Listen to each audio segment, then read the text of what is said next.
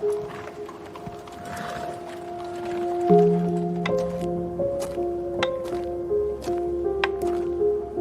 100 rokov budú tu ľudia, ktorí si moje meno prečítajú v školskej učebnici a zatvoria ju. Možno ani to nie. Ale niekto jeden nájde v tej húštine slov to, čo som chcel povedať.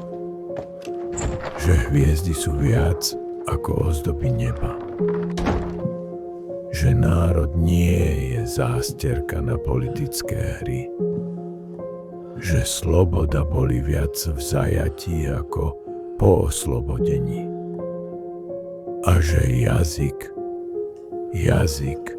je jediná vlast, ktorú ti nikto nevezme, pokiaľ ho sám neopustíš.